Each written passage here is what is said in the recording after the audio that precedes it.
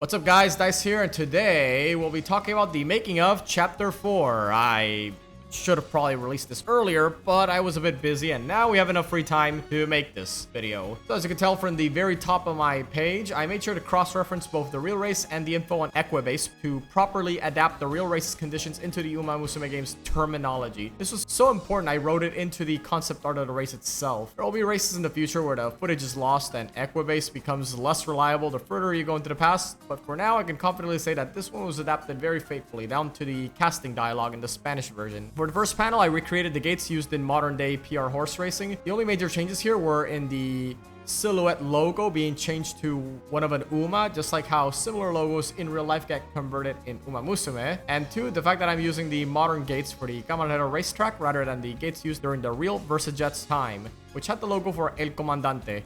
I made a mistake in my previous video where I called the track El Nuevo Comandante. It didn't have that name until much later, which itself got changed into Camarero in recent times, so I apologize for that. Something I wanted to point out is that this modern design for the gates is very recent. So recent, in fact, it didn't exist until very late last year. In fact, when I was originally coming up with the concept art for Umádromo, I had initially made the gates with the previous design, and indeed, I actually still have reference pics using the old design. I personally prefer the newer design, but let me know what you guys think down in the comment section. For the second panel, I used this reference pic to position where the rest of the Team NF would be watching the race. If you want to see what their view would be, here's a few more pics. I remember when I first saw these, I wanted to recreate how dirty the stairs were in this series to indicate that PR horse racing has much lower resources and care put into it compared to Japanese horse racing. Ultimately, Juan forgot to include this detail, but that's okay.